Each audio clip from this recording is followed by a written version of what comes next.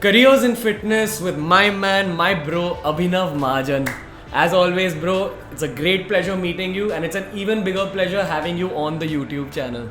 It's a pleasure, man, to be here. I've been watching your videos from a long time now, and I really admire your work and really get inspired to come up with my content, somewhat like yours. Yeah. It's a big inspiration for me. Thank you so much for bringing me here, man. Always a pleasure having you, bro. Bro, I want you to talk to the viewers primarily about careers in fitness today, but I want them to know your perspective on growing up as well. That's something you've spoken to me a lot about, and I feel like every guy especially goes through this phase of going from a boy to becoming a man. So first, let's just take people through your past career. Not a lot of people know this, but Abhinav had an amazing career as a fashion model. So Abhinav, how did that transition happen? How did you go from being a fashion model to becoming a fitness YouTuber? Fitness has always been very close to me. So even during my fashion modeling career, I used to research a lot. I had my international certifications, know more about the diets and how nutrition, exercises, periodizations and stuff. And I was taking one-on-one personal training clients also. Okay. In 2015, I came back to India after my international trip. And then I saw there a wave coming of fitness, people becoming more open-minded, aware of like what are proteins, what are carbs, calories and stuff. Earlier, when I transitioned into fashion modeling, people didn't have open minds. So when they thought that you are a bodybuilder or you go to the gym or you diet, you are done. Yeah. But that was changing. Yeah. And then I thought that is the perfect time to actually do something of my own in fitness, because that is something that I live for. Yeah. Fitness and Abhinav Mahajan, they go hand in hand. Exactly. So that was one of the reasons, biggest reasons that I came into fitness. Okay, Abhinav, you said that 5 years back, the world probably wasn't ready for the Indian fitness scene. But I want to ask you, in the modern day, especially for youngsters watching this who want to take up fitness as a career, what would be your biggest advice, and what are the places that people can earn money in the fitness field today? People think that youngsters, if they think that if they have a good body or they have a good physique, they are the fitness models and they will be scouted. That will not happen. You have to get out of the gym. You have to make the networks. You have to be active on social media.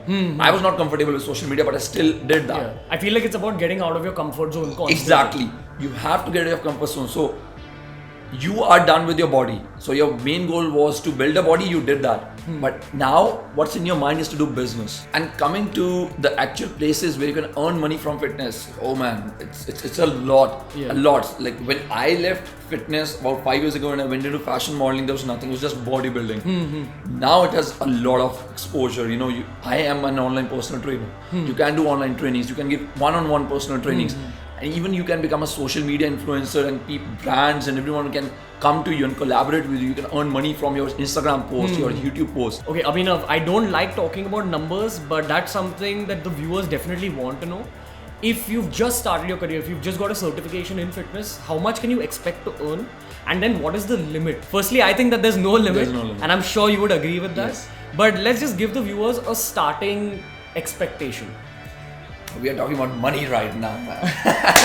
Okay, so here's the thing. So money should not matter initially. You need to give yourself a deadline. Okay, by this, like let's say for 1 year, I'm gonna do transformations. I'm gonna do this, and I'm gonna care about money. Once you go over that point, and you have enough of transformations, and people have enough of trust in you, that okay, man, this guy, he knows his shit. He knows what he wants to do, and he knows the science, and he knows how to transform me. Slowly and steadily, you will be able to make money. How much money is it? That depends on you. How much trust can you build on that person? So, when we are talking about numbers, there are people who make they charge up to 60,000 rupees for 1 month. Yeah. And then there are people those who charge 5,000 rupees for 1 month. Yeah. But the people those who are making 60,000 rupees, they have made their name. But I want to ask you this. Why did you start with fitness in the first place when you have so much knowledge about all these other things? If someone has a one-on-one conversation with you, you come to know that you're one of the most well-read people. But why did you select fitness? I really appreciate the kind words. But to be honest, I have always felt that even with a lot of reading, even with a lot of application, see, I'm just 26 right now. Yeah. Even I'm learning. Yeah.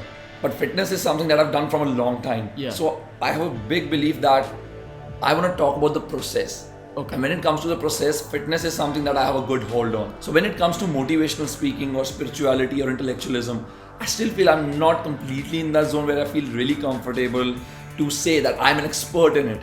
But when it comes to fitness, I'm like, oh man, this is my field. Yeah. Okay, so everyone get a side, let me come in. Yeah. So that is what gives me a lot of confidence, and having fitness as my backbone for everything. Exactly. Okay, Abhinav, as a friend, I know that you are someone who's heavily into meditation, and I'm heavily into meditation as well. And I know for a fact that meditation is something that's helped both of us in our own separate careers. So I just wanted to talk to the viewers about meditation, but from a career perspective. So basically, when we talk about spirituality or meditation, people have this notion that meditation is something that you sit down, you fold your legs, and you just close your eyes, you chant a mantra, or you just focus on your breath or something. It's not like that. So meditation is equal to medicine, and actually that word meditation has been extracted from the word medicine. You use meditation to become detached from all the noise of the external world. That is what meditation is for. So there are a lot of gurus who preach that spirituality is everything. Desires are evil. Money is evil. So there's a beautiful concept that they call as Zorba Buddha. Okay. So Buddha is a representation of detachment from everything, from all the worldly things. But then there's Zorb, which actually which actually is a symbol, an epitome of being attached to all the worldly things. Okay. So there needs to be a balance to actually enjoy everything in this world, the pleasures, the worldly pleasures and the spiritual pleasures. You need to have that Zorba Buddha kind of a mindset. So you have to balance all that noise, all the stress that you're experiencing in the job or the schools or the colleges, or with your relations, with your parents, with your girlfriend, with your boyfriend, or for your friends, whatever it is, that you have to balance that with what is deep inside you. And this is where meditation comes into play. It connects you with yourself. It actually connects you with what you want, not what they want. You must have experienced that while doing meditation. 100%.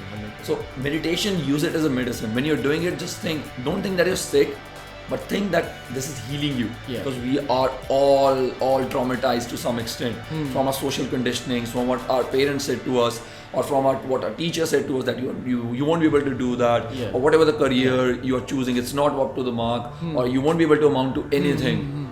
These are the things that stay at the back of our mind. And when while doing meditation, you actually realize that these are the things that are in your subconscious mind. Self-awareness. That is what meditation is all about. I got the right word. It makes you more self-aware. And when you become more self-aware, the world changes. 100%. You are more in touch with reality than your own perceptions and than your own stories, because at the end of the day, we are all telling ourselves some stories. But when you become self-aware, you stop telling those stories. You have something in mind, you try to relate it to the reality that you are present in, and that's all about it. What is your biggest piece of advice to younger guys who are trying to establish not just careers in fitness, but careers in general, in any field? What are your nuggets of advice? What are your golden nuggets? So the first piece of advice, and the most important advice that I want to give to someone who is starting their career, and especially someone who is starting an unconventional career, is patience. Whenever you're trying to create something new, people will not understand it. Slowly and steadily, when you keep on bombarding them with your knowledge, with your actions, and people start getting motivated, inspired from what you're doing, they will start coming to you. They will believe in you. But it takes time. So have a lot of patience. Do not give up. It's gonna happen, but do not procrastinate too. Keep on taking the actions. Be willing to learn. And the second thing that I want to share is humility. Humility is knowing that you do not know everything. True knowledge is knowing that you know nothing. Exactly. Humility is that you do not know everything, that you need to ask for help. Do not take advice from your friends who have never made it big in this. Do not take your advice from your parents who have never tried that career. Ask help from someone who knows this, who has already done this. So if I'm here sitting in front of BeerBiceps, even if I'm a little older to you, even I might have a little more experience than you, but I'm never ashamed to ask, कि हाँ रणवीर मेरी यार help कर कि ये चीज़ है and I'm not able to get through this, and tell me. Be patient, start it, don't procrastinate, take that action, stay consistent, reps. Secondly, stay humble, be willing to ask for help. Never be ashamed of asking help from someone. These are the two biggest tips that I want to give. That was by far the most valuable interview we've had on BeerBiceps, Abhinav. Bro, thank you so much for coming on the channel. My pleasure, bro. My pleasure. Thank you as always for adding value to my life as a friend, but also as a fitness YouTuber, motivation YouTuber. Thank you for adding value to all the lives of these young guys who are watching. What I honestly feel is that the world needs more people like you to just spread this kind of knowledge and this kind of value to the average person. Bro, thank you so much. As always, a pleasure having you on the channel. It's a pleasure, man. It's a pleasure. Thank you so much, man. Thank you so much for having this. I enjoyed this thing, man. You should do more of it. Yeah, we should do 100%, more of 100%. it. So if you guys want to see Abhinav and me actually start our own podcast, make sure you drop it in the comment section below. Till then, you guys, that's Abhinav's Instagram handle. I'll be linking his YouTube channel in the description. Make sure you subscribe to Abhinav. And from BeerBiceps and Abhinav Mahajan, we'll see you later. And this guy's awesome. See you.